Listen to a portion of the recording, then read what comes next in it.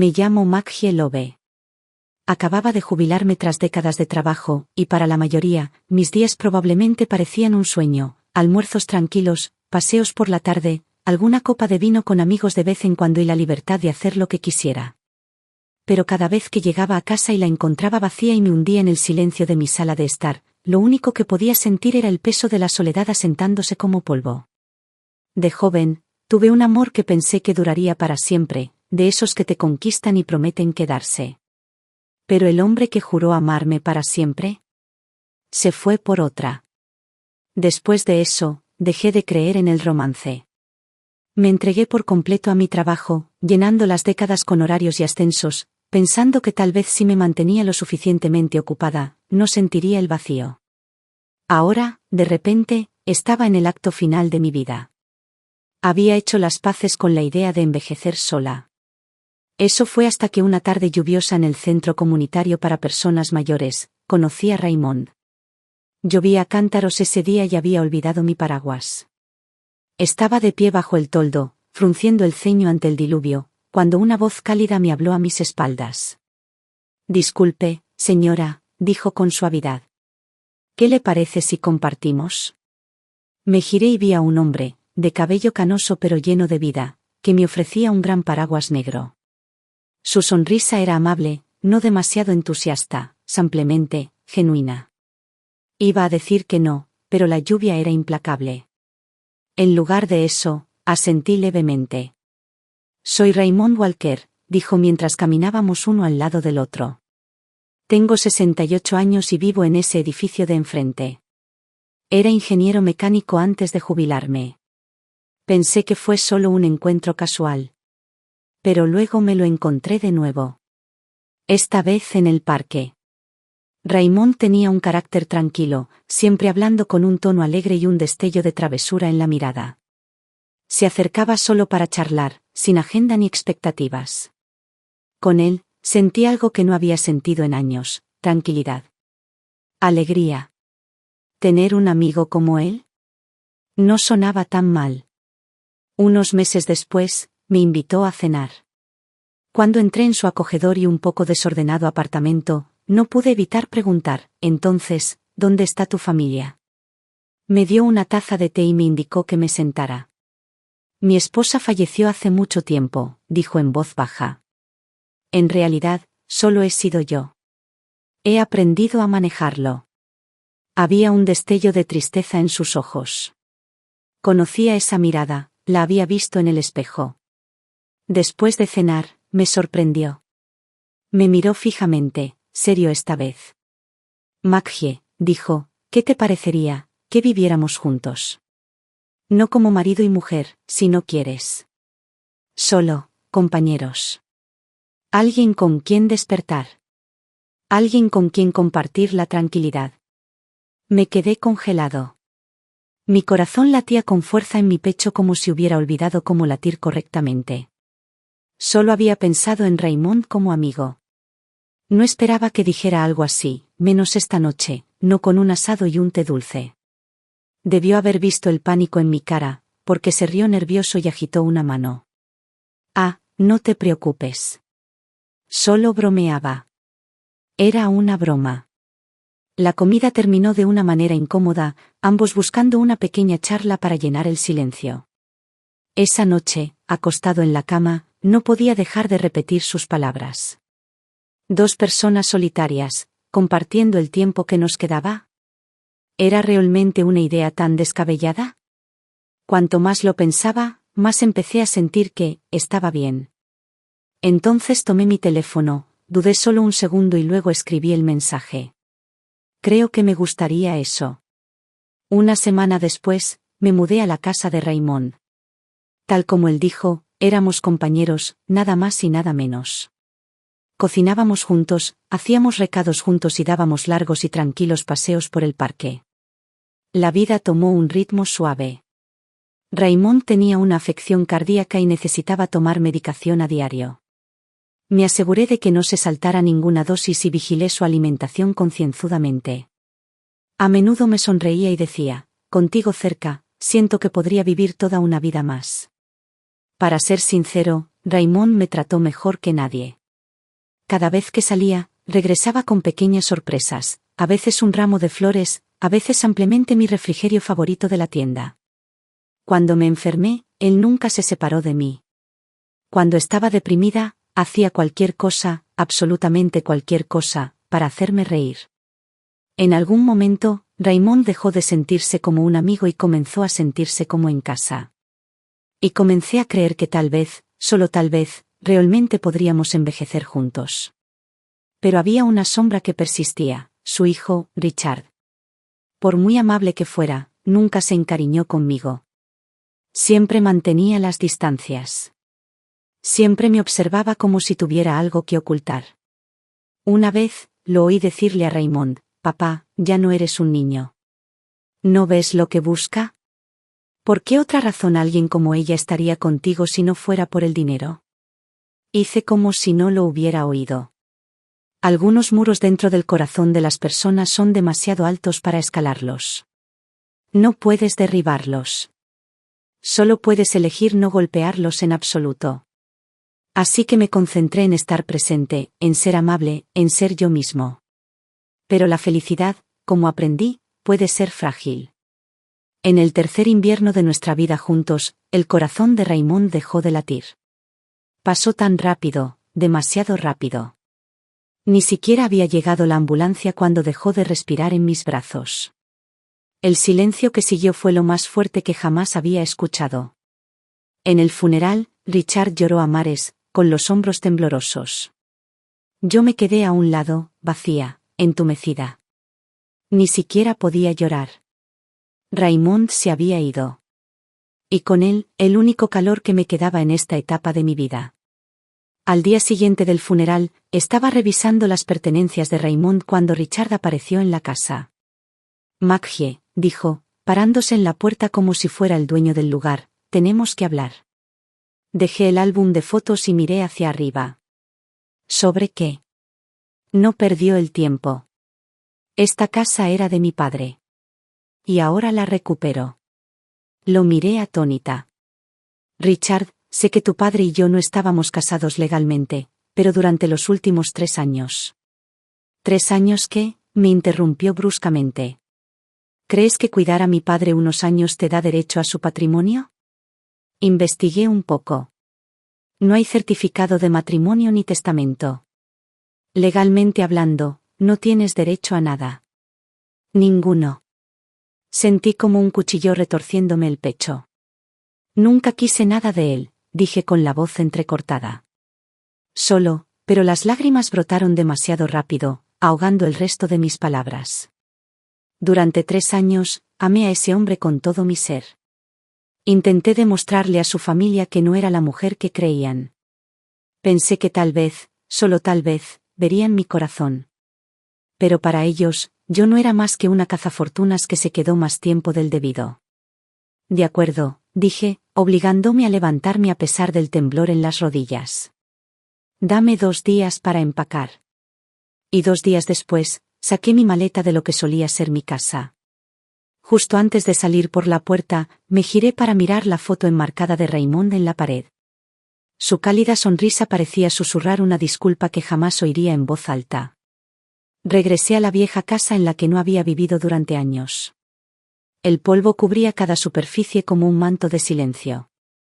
Me llevó una semana entera limpiarlo, habitación por habitación, hasta que pareciera algo habitable. Sobreviví con una pensión modesta. Apenas. Los días se confundían, las noches se alargaban. El dolor en el pecho nunca desapareció. Sin Raymond, el sueño se volvió un extraño. Pasaba más noches mirando al techo que soñando. Durante el día, pasaba las horas como un fantasma. Pasó el tiempo, como siempre. Pasaron 2 años. La vida volvió a un ritmo monótono. Lo conseguí. Pero cada vez que pasaba por el mercado de agricultores donde Raymond y yo solíamos comprar juntos, los recuerdos me golpeaban como una ola, inesperados y nítidos. Debido a mi historial de salud, me aseguré de hacerme chequeos anuales. Este año, sin embargo, algo cambió. Mi médico me llamó después de recibir los resultados de las pruebas. Parecía cauteloso. Nos gustaría que le hicieran más pruebas en el hospital regional. Mi corazón se hundió. Algo estaba mal. Pedí cita en el centro médico de la ciudad. ¿Los resultados? Aterradores. Cáncer de pulmón en etapa temprana. La cirugía era urgente. La operación y el postratamiento costarán alrededor de 150.000, dijo el médico.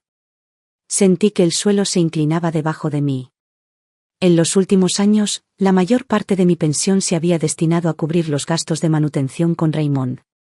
Lo compartíamos todo, y nunca quise depender solo de él. Los medicamentos de Raymond tampoco eran baratos. Más de una vez, contribuí con mi dinero. Ahora mis ahorros casi se habían acabado. ¿Y $150.000? Bien podrían haber sido 1.000.000. Después de salir del hospital, fui directamente al banco a retirar algo de dinero para los próximos exámenes. Mientras hacía fila, mi mente se remontó a aquel día de hace 2 años, cuando me obligaron a salir de la casa de Raymond. La voz de Richard aún resonaba en mis oídos, aguda y mordaz. Siguiente. La llamada del cajero me sacó de mi ensimismamiento. Me acerqué y le entregué mi libreta y mi identificación. Quisiera retirar $20.000, por favor. La cajera tecleó un momento, luego me miró con una pizca de sorpresa antes de continuar. Tras otra pausa, deslizó el efectivo y la libreta por el mostrador. Señora, ¿le importaría verificar su saldo?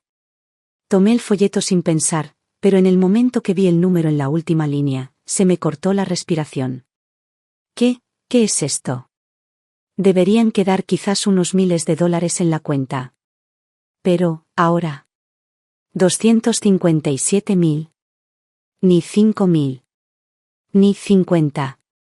Sino $257.000, una suma mucho mayor de lo que jamás imaginé tener en mi cuenta bancaria. Se me secó la garganta. ¿De dónde salió este dinero?, pregunté, casi sin palabras.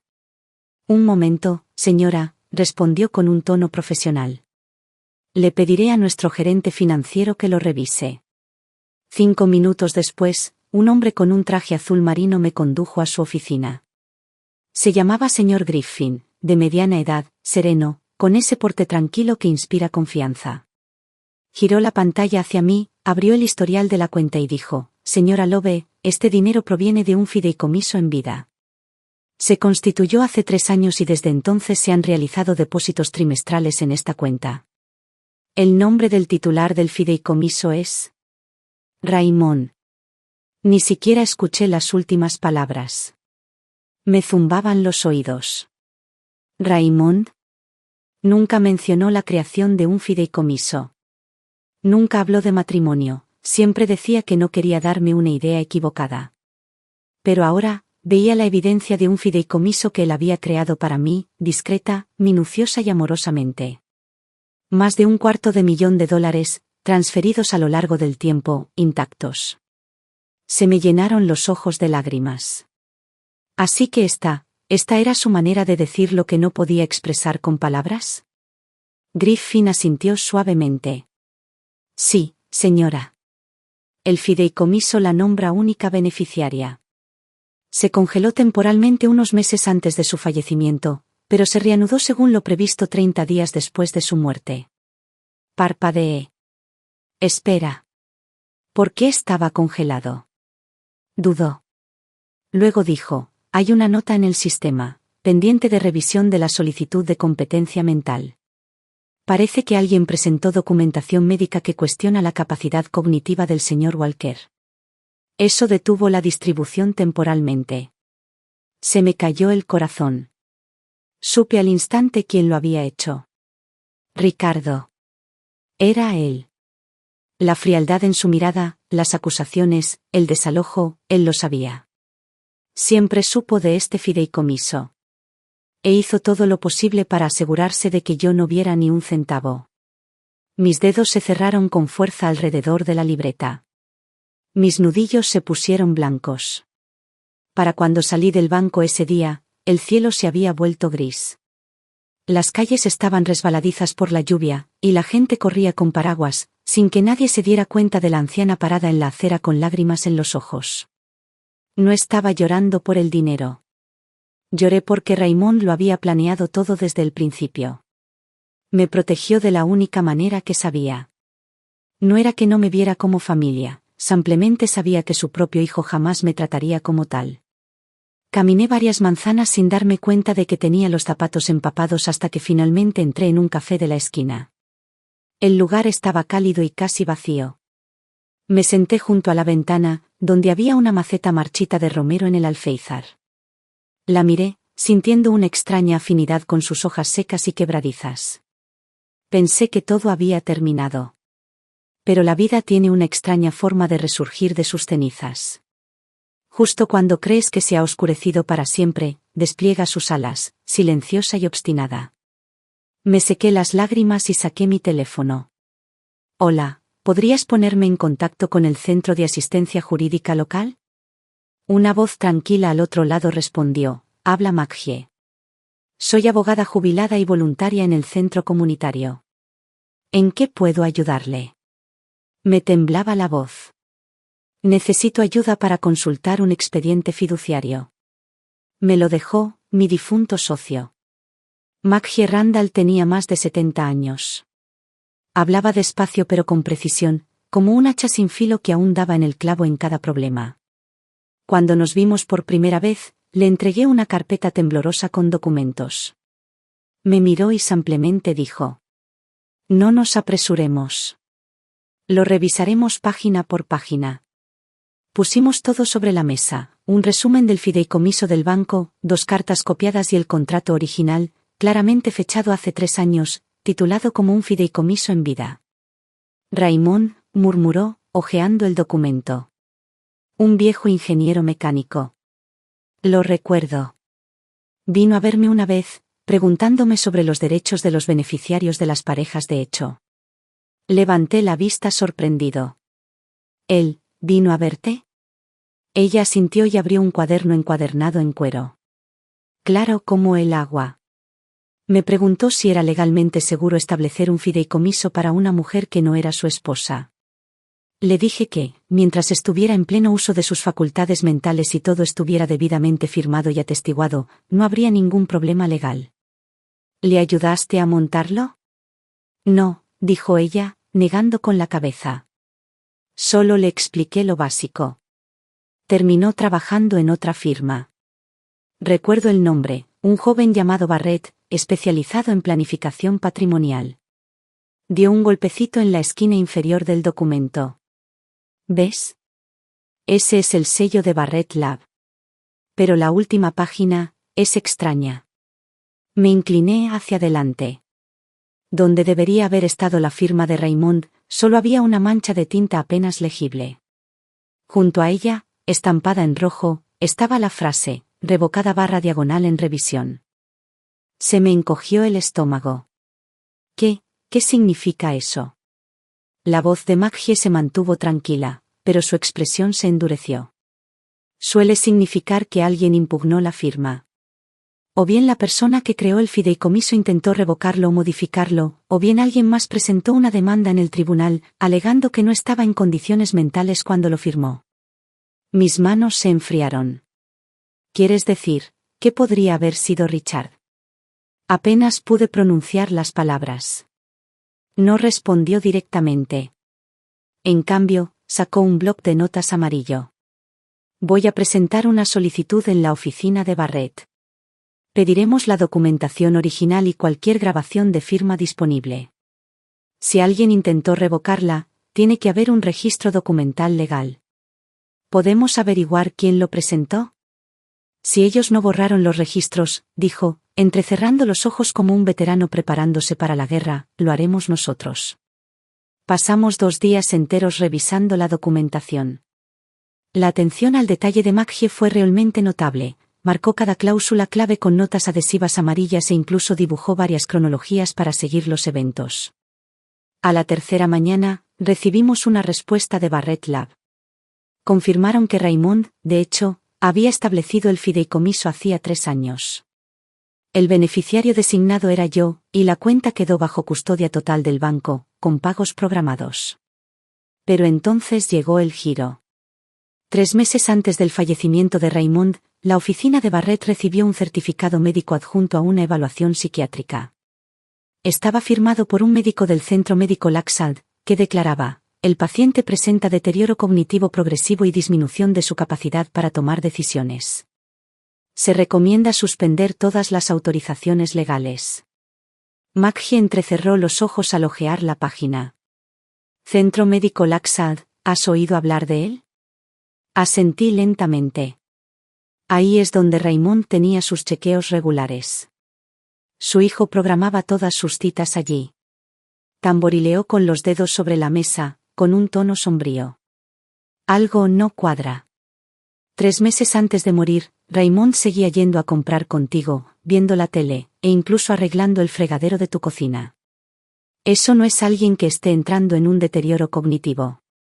Se me hizo un nudo en la garganta. Esto no fue un diagnóstico erróneo, dije en voz baja. Fue una trampa. Maggie guardó silencio un momento y luego dijo: nuestro próximo paso es solicitar al tribunal que libere los registros originales de competencia mental. Pero también necesitamos algo más, alguien que pueda testificar que Raymond estaba completamente lúcido cuando firmó ese fideicomiso.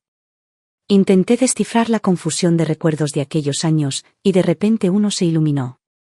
Una vez mencionó a un viejo amigo de la Asociación de Ingenieros. George. Dijo que George lo acompañó a firmar los documentos del fideicomiso. Maggie lo anotó inmediatamente.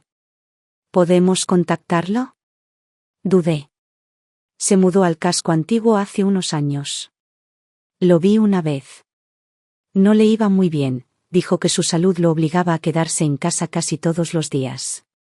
Maggie se levantó y se puso la gabardina. Luego vamos a buscarlo. ¿Ahora? Mientras el recuerdo esté fresco.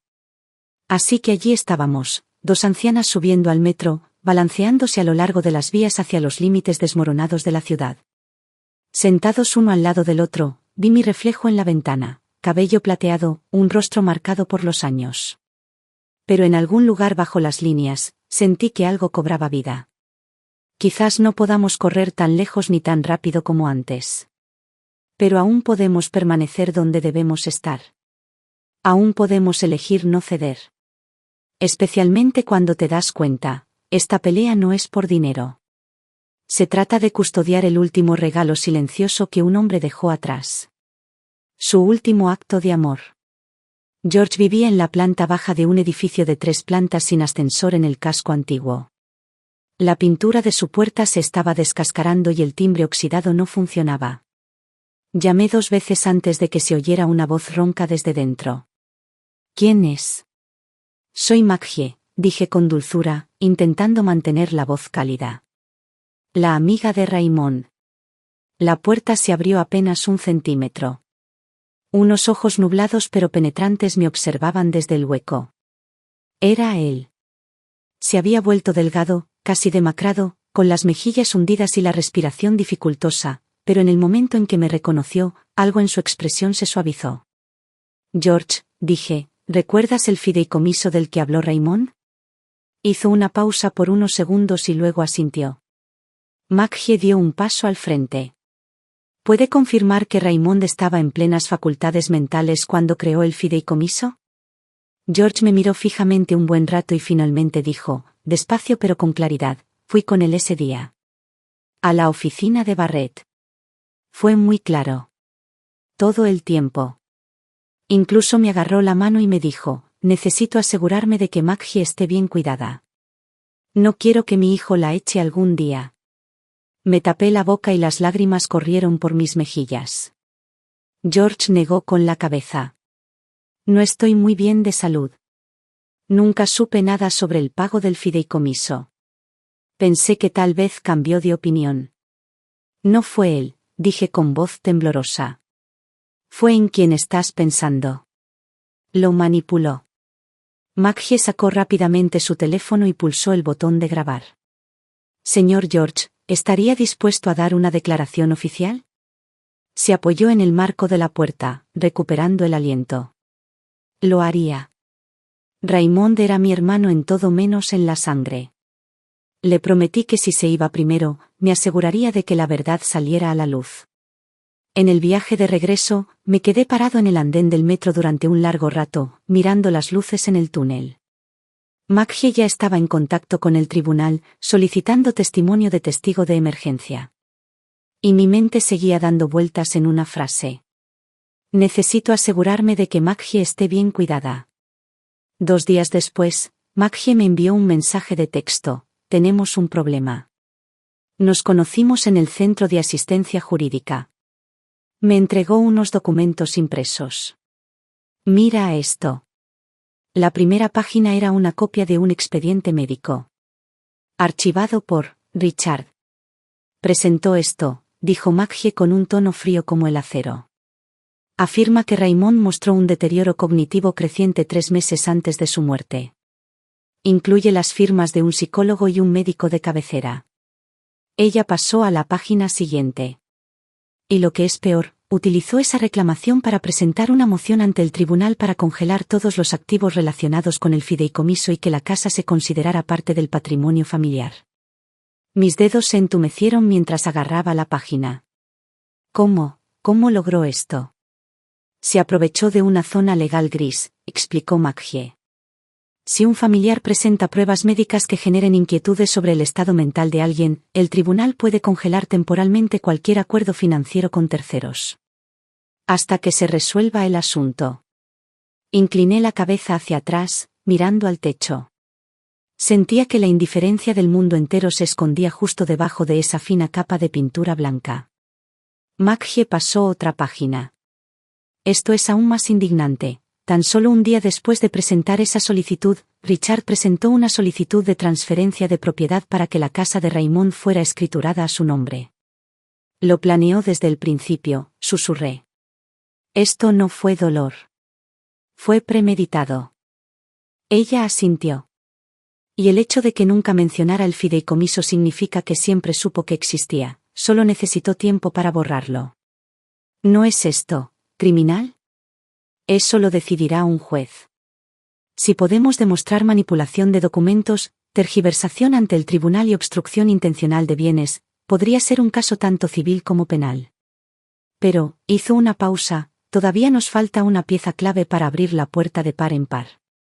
La miré. ¿Qué pieza? Las imágenes de vigilancia. El vídeo original de la firma del fideicomiso. Exhaló lentamente. La oficina de Barrett dijo que el vídeo de ese día fue retirado para su revisión y nunca regresó a su archivo. Se me cayó el alma a los pies. ¿Quién te ha tirado? Richard. Vino él mismo. Afirmó que actuaba en nombre de su padre y que necesitaba revisar la situación de su patrimonio. ¿Hay alguna manera de recuperarlo? Si no fue destruida, sí. Me miró fijamente a los ojos. Tenemos que presentar una demanda por fideicomiso. Congelar todas las reclamaciones pendientes de Richard. Luego, solicitar al tribunal que cite las grabaciones y verifique las credenciales de los médicos que firmaron esas evaluaciones. ¿Quieres decir, demandarlo? Maggie asintió con voz firme e inquebrantable. Sí. Ahora nos toca a nosotros. Esa noche, llegué sola a casa y me senté bajo la tenue luz de la cocina, mirando la vieja taza de Raymond, de un azul profundo, con una pequeña grieta cerca del borde. Él nunca me dejaría tirarlo.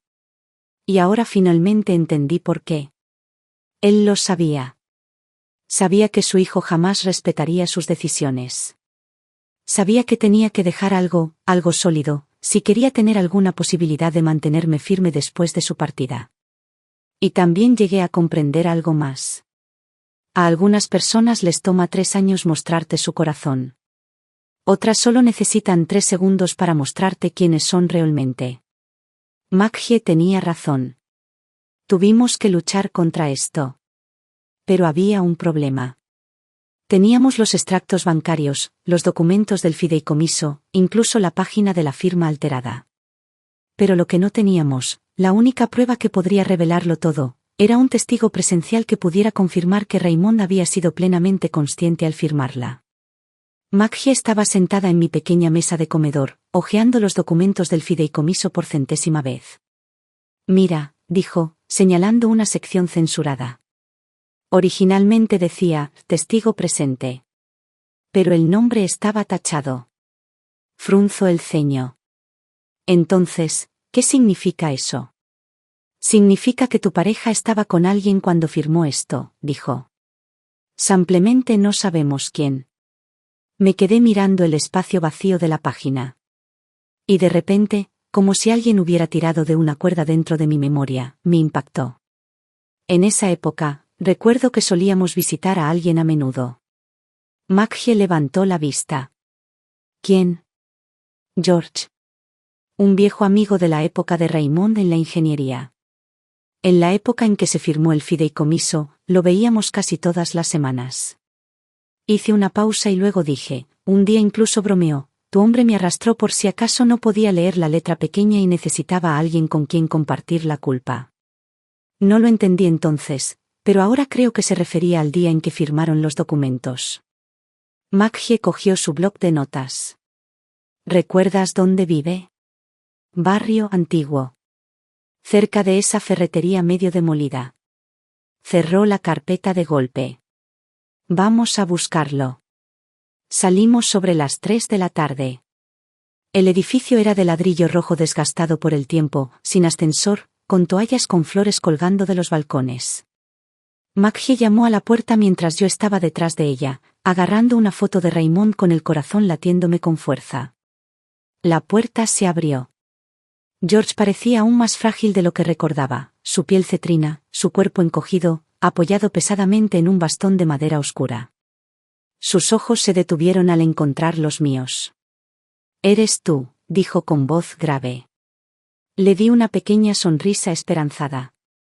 «George, ¿te acuerdas de mí?» «Soy Maggie».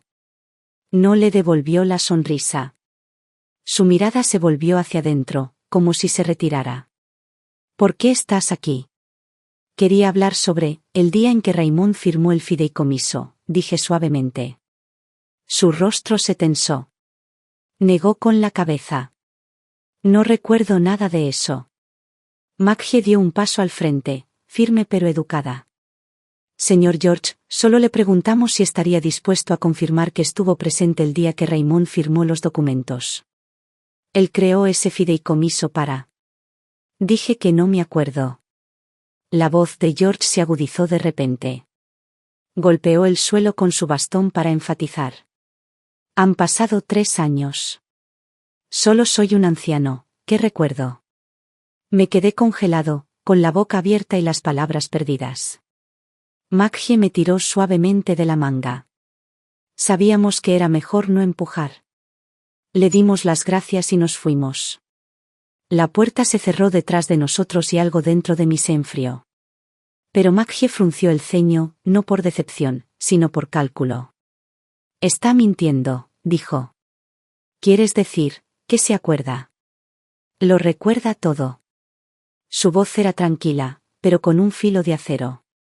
«Simplemente no quiere involucrarse». Y la forma en que nos detuvo fue demasiado rápido. Como si lo hubiera ensayado. Sentí un escalofrío recorriendo todo mi cuerpo.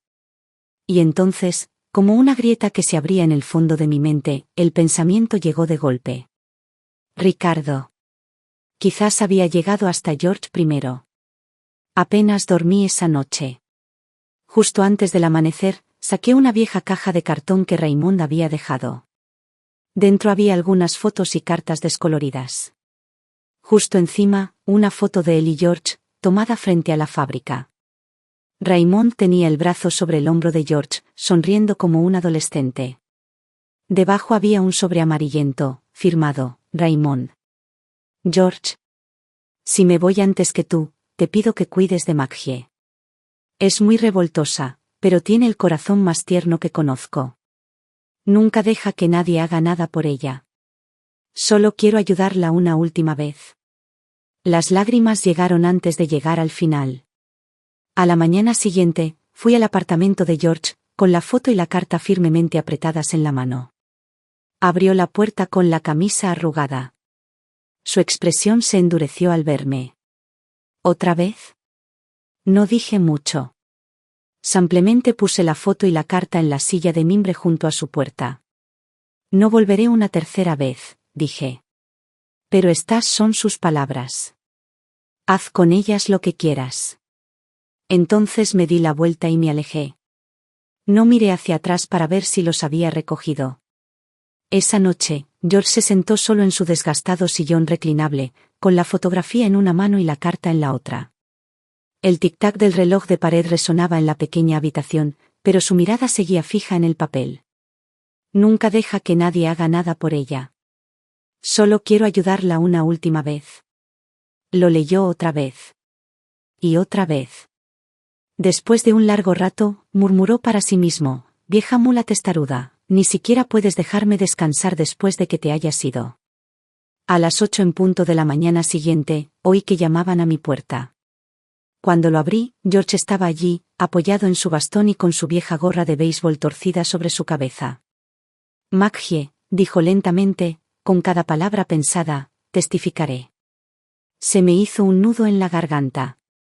No pude articular ni una sola palabra. Me miró de arriba abajo y refunfuñó: mi memoria ya no es la de antes. Será mejor que me escribas un guión. No leo mucho, pero te diré exactamente lo que me dijo tu hombre ese día, palabra por palabra. Maggie actuó con rapidez. Presentó una solicitud de emergencia ante el tribunal para obtener testimonio de un testigo.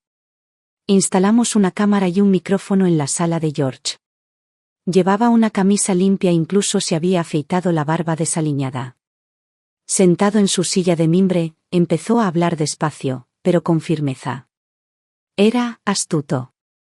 Más astuto que yo. Antes de firmar, leyó cada página. 2 veces. Luego me miró y dijo: si descubre que le dejé dinero, probablemente se enfade. Pero no quiero que envejezca sola.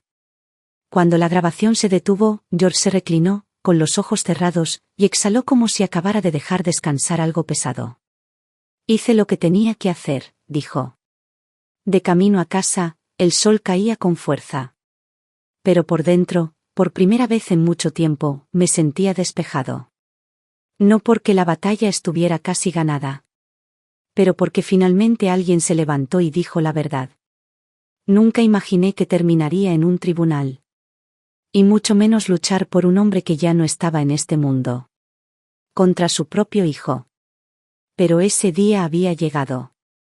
Esa mañana, me puse mi gabardina gris más sencilla y aferré con fuerza los documentos que Maggie había impreso. Llegamos temprano al juzgado y nos sentamos en uno de los largos bancos de la sala de espera. Maggie hojeaba sus notas, concentrada y firme. Yo, en cambio, miraba fijamente los paneles de madera frente a nosotros. La bandera estadounidense sobre el estrado del juez se mecía suavemente con el zumbido del aire acondicionado, y por un instante, volví a aquella sala soleada de hace 3 años, Raymond sentado en el sofá diciendo: no tienes que escuchar esos programas de finanzas. Yo me encargo del dinero. Él nunca fue de hacer grandes declaraciones, pero ese día parecía muy serio. El secretario presentó nuestro caso. Nos pusimos de pie y entramos en la sala, un espacio tan silencioso que podía oír mis propios latidos. Richard ya estaba sentado a la mesa del demandante, vestido con un traje oscuro y rígido, con una postura impecable, pero su mirada se desviaba. Cuando me miró, lo hizo con la mirada distante de quien evalúa a una molestia. La jueza era una mujer de unos 50 años, de tono neutro, con un matiz de impaciencia. Estamos aquí para determinar la validez de la solicitud del demandante de anular el fideicomiso en vida establecido por el difunto Raymond Walker, comenzó. Ahora escucharemos las pruebas y los testimonios de ambas partes. Maggie se levantó para hablar primero, con voz tranquila y firme. Presentamos documentación que confirma que el fideicomiso en cuestión fue creado hace 3 años por el señor Raymond Walker en plenas facultades mentales. La beneficiaria designada es la demandada, la señora Maggie Love.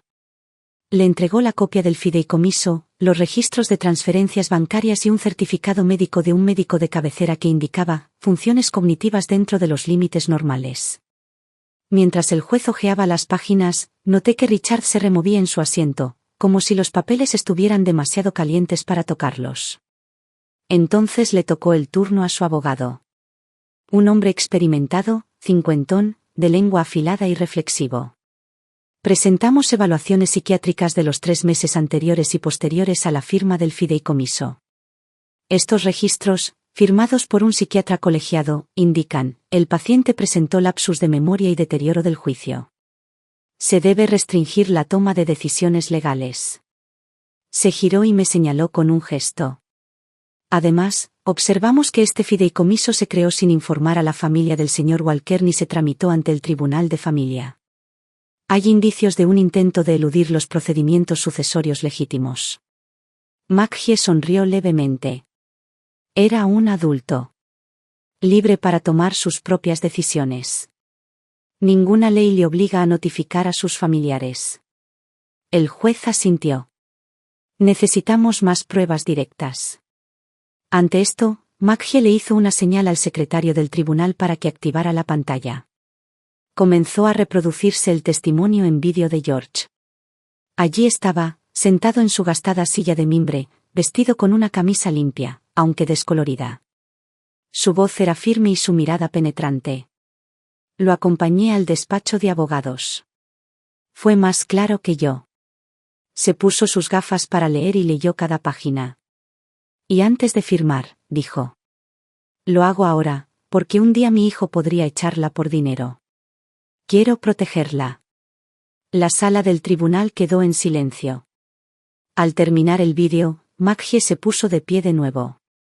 Este testimonio se grabó bajo supervisión judicial, con la asistencia de un abogado y una transcripción.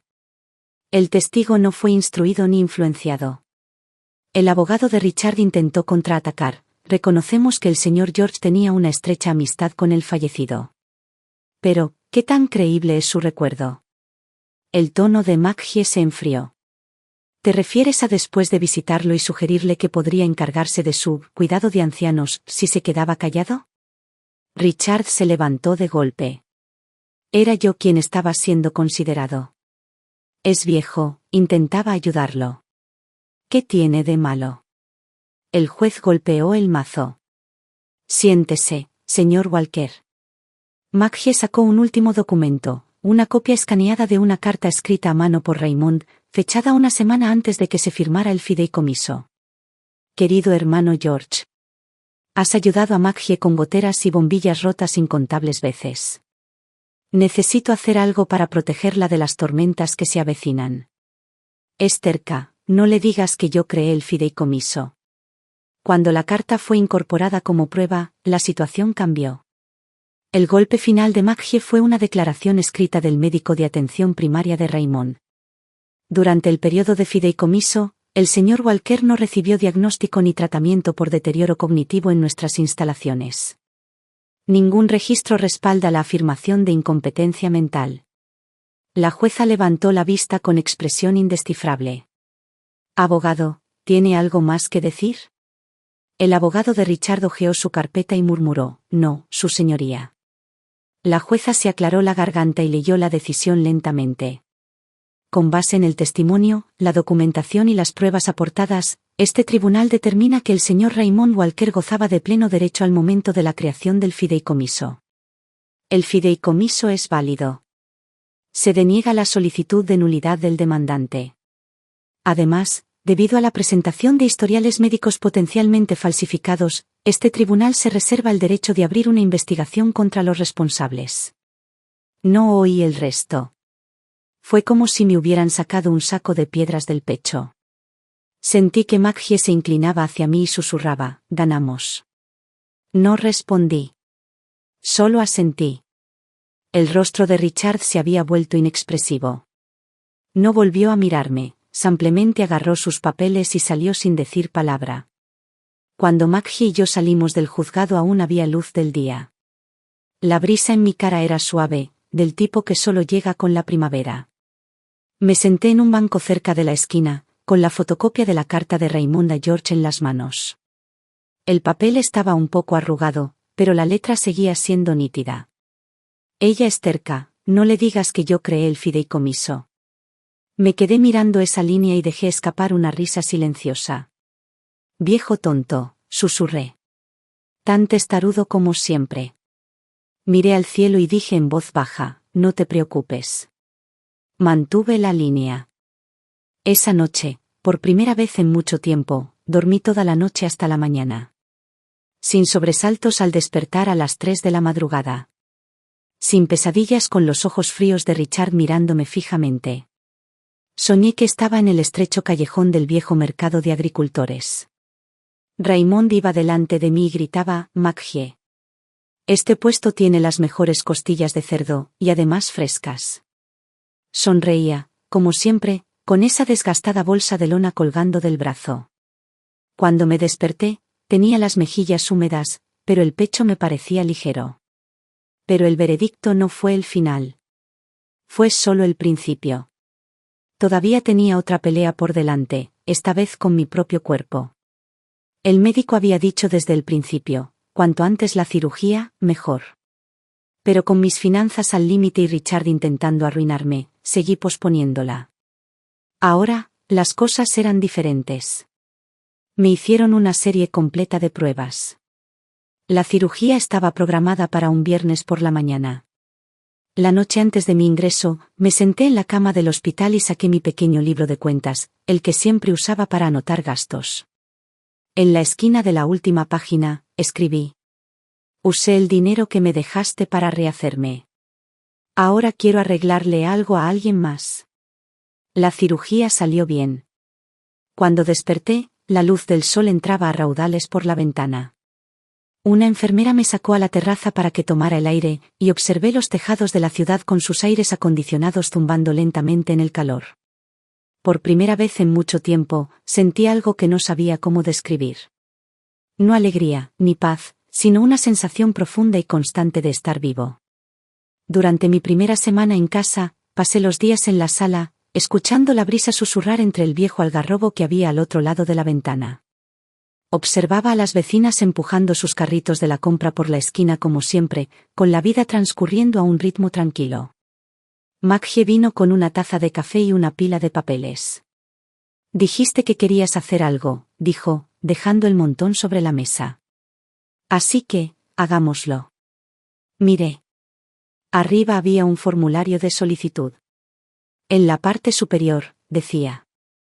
Registro de microsubvenciones para servicios públicos comunitarios. ¿Hablas en serio?, pregunté. Aún te queda parte del fideicomiso.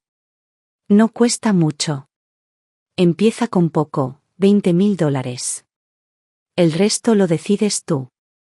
Pasé la noche pensando. Por la mañana ya sabía lo que quería. De mi puño y letra completé el formulario. Nombre del proyecto. Grupo objetivo de la segunda oportunidad dorada.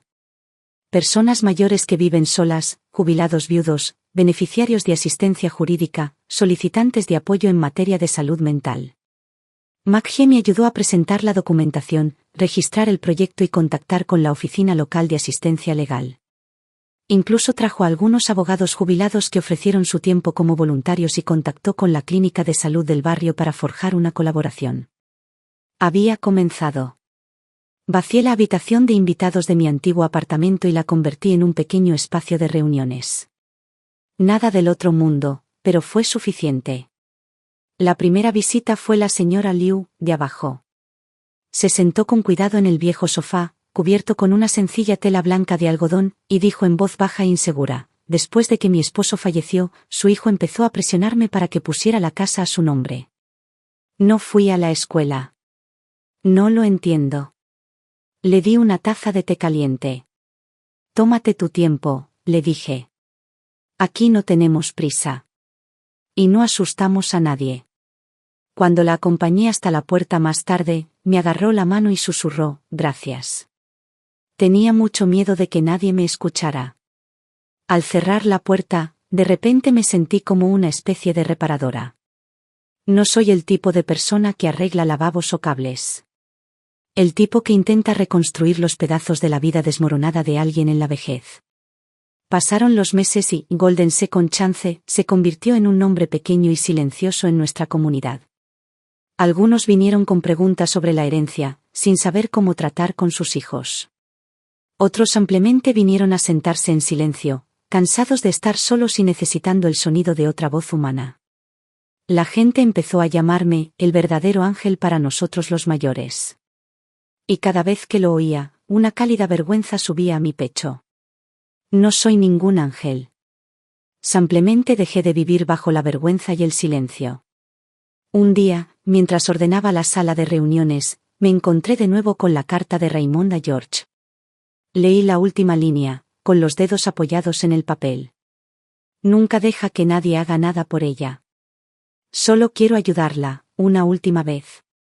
Lo leí en voz alta, con una voz apenas superior a un susurro. Ahora me toca a mí, dije, ayudar a alguien más. El día que ganamos la demanda, Richard no dijo ni una palabra. Simplemente salió de la sala y desapareció. Pensé que ese sería el último capítulo entre nosotros. Pero el destino no es un hilo que se pueda cortar de un tirón. Tiene la peculiaridad de manchar de tinta las páginas que creías ya pasadas. 3 meses después, Maggie vino. Se sentó y empezó diciendo, ¿te enteraste de que despidieron a Richard? Casi se me cae la taza. ¿Qué? Después de la audiencia, alguien avisó anónimamente a su empresa sobre los documentos médicos falsificados. Ella sacó un recorte de periódico de su bolso. El titular era breve, pero impactante. Gerente de proyecto inmobiliario bajo investigación por fraude fiduciario, la empresa inicia una revisión interna. Me quedé mirando las letras negras en negrita, en silencio por un largo momento. ¿Qué pasó? Pregunté, finalmente. Lo suspendieron 30 días. Luego, lo dejaron ir. Sin indemnización. Solté un suspiro. Se lo merece. Maggie no respondió al principio. Luego dijo, casi como una advertencia, subestimó lo rápido que avanza el mundo, sobre todo cuando un hombre de mediana edad está sin trabajo. Más tarde, escuché el resto, en fragmentos, chismes que se comentaban en la entrada del supermercado. Dicen que su esposa se mudó. Se mudó hace meses. Hipotecó en secreto su propiedad para pagar tarjetas de crédito, pensando que ganaría en los tribunales, perdió el caso y el dinero. Está de vuelta con sus padres con el niño. Ese niño ya ni siquiera le habla. Ese hombre, se creía tan listo. Tan listo que se quedó sin nadie que hablara por él. Escuché. No añadí ni una palabra. Pero por dentro sentí algo que no esperaba. No fue satisfacción. Tampoco fue lástima. Era algo más silencioso, más pesado. Así que el karma existe después de todo, pensé. Simplemente camina más lento que nosotros. Una tarde de principios de otoño, bajé a sacar la basura. El cielo estaba nublado y el viento había arreciado. Justo cuando me giraba para volver adentro, vi una figura de pie bajo el viejo alcanforero en la esquina de la calle. Ni muy cerca. Ni muy lejos. Como si alguien estuviera esperando, o de paso. Fingí no verlo. A la mañana siguiente, cuando salí a comprar leche, él estaba allí otra vez. Esta vez, más cerca. Vestía una sudadera descolorida, el pelo revuelto, las manos metidas en los bolsillos y el rostro rígido y pálido. Al tercer día, estaba sentado en mi puerta.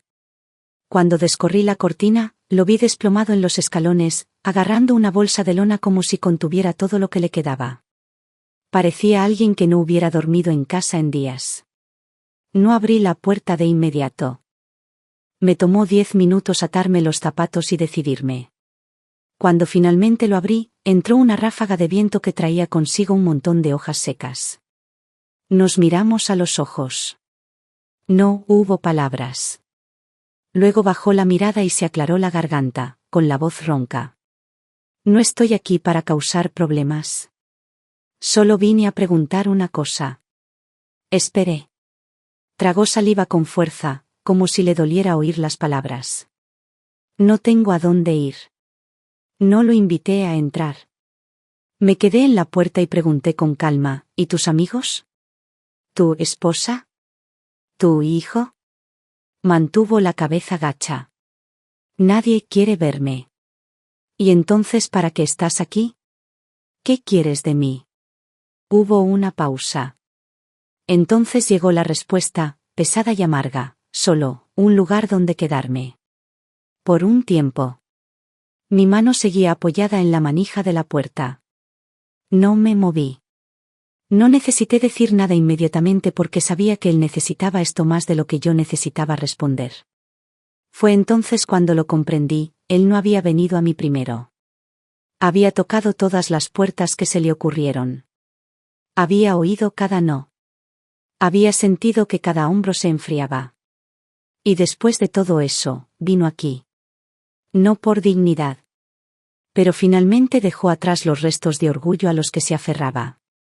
Asentí. Hay una habitación libre abajo. La antigua habitación de invitados. Puedes quedarte 3 meses. Levantó la cabeza bruscamente, con los ojos inyectados en sangre. Por un instante, pareció que ni siquiera podía decir gracias. Continué con voz firme. Durante esos 3 meses, te pondré en contacto con un trabajador social y algunos recursos locales. Puedes aceptar la ayuda o dejarla. Después, estarás solo. Y a partir de hoy, no permitiré que vuelvas a hacerle daño a nadie. Él asintió, como un hombre que finalmente había sido sacado de aguas profundas. Antes de que entrara, le di una toalla limpia para que se secara la cara. Luego le di un par de calcetines limpios. Se sentó en silencio a la mesa de la cocina y comió un tazón de gachas de arroz. No le pregunté cómo estaba. No lo inundé con mi compasión. Cuando se levantó para salir de la cocina, simplemente le dije: antes de morir, tu padre seguía esperando que algún día lo descubrieras, que ser un hombre decente no tiene nada que ver con lo que ganas o pierdes, sino con seguir el camino correcto. No se dio la vuelta. No dijo ni una palabra. Pero yo sabía que me escuchaba. Esa noche me senté en el borde de mi cama durante un largo rato. No lo había perdonado. Pero tampoco estaba dispuesto a vivir el resto de mi vida arrastrando odio detrás de mí. Elegí ayudarlo una vez, no porque hubiera cambiado, sino porque finalmente tuve la fuerza para no dejarme quebrantar por él. ¿Preguntas si fue misericordia? No. Fue claridad. Hay un tipo de dignidad en este mundo que no proviene de ganar. Esto se logra manteniéndose firme. Yo me quedé con el mío. ¿Y él? Apenas está empezando a aprender. Después de mudarse a la habitación de invitados de la planta baja, apenas hablamos. No hice ningún esfuerzo por cuidarlo y él nunca inició una sola conversación. Comía tranquilamente, mantenía el lugar limpio y a veces iba al centro comunitario a inscribirse para los turnos de voluntariado. Nadie allí sabía quién era. Algunas noches, lo oía pasearse por la habitación de abajo. Pasos largos y arrastrados, como si no le fuera fácil conciliar el sueño. A veces, regresaba con solicitudes de empleo. Las tiraba sobre la mesa con un suspiro y los hombros encorvados. ¿Qué hacías antes?, pregunté un día, de pasada. Miró hacia abajo y murmuró: gerente de proyecto. Asentí. Entonces aún estás a tiempo de aprender a escribir tu propia carta de presentación. Soltó una risa seca. A mi edad. ¿Quién me va a contratar ahora? No te ofrecí consuelo. Solo dije: con más razón debes entender que nadie va a venir a salvarte. No hablamos mucho después de esa comida. 2 semanas después de cenar, yo estaba en la cocina lavando platos cuando él se quedó en la puerta. Me observó durante un rato antes de hablar finalmente.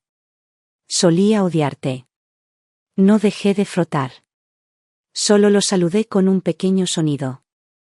Pensé que solo te acercabas a mi papá por lo que tenía, dijo.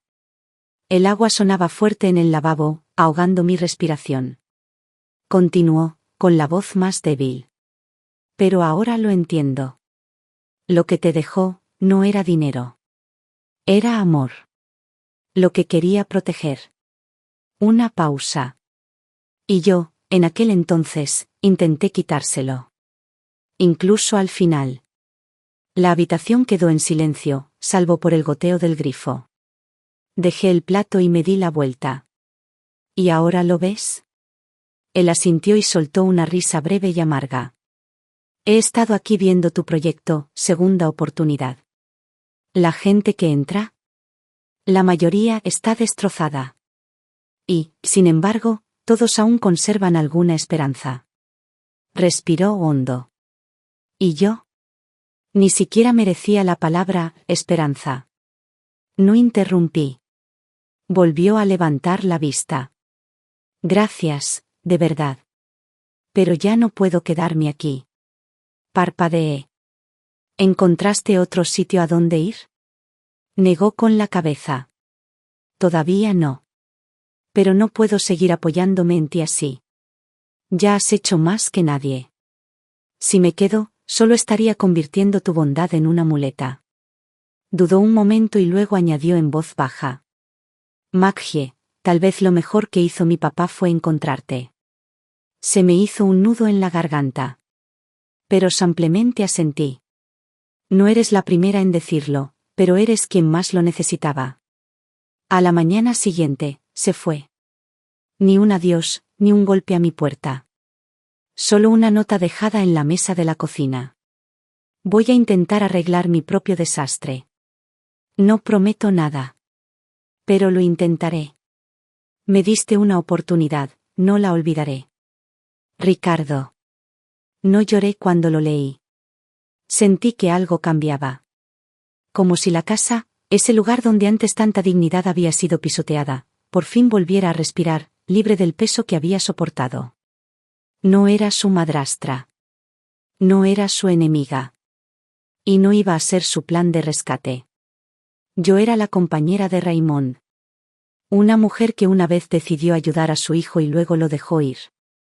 No perseguí a Richard. Simplemente limpié la habitación de invitados, reemplacé las sábanas y dejé mi viejo libro favorito junto a la almohada. La puerta permaneció abierta. La próxima persona que busque una segunda oportunidad podría ya estar en camino. ¿Cuántas veces puede realmente una persona empezar de nuevo? Me lo he preguntado. Después de que Raymond falleciera. Después de que me echaran de casa.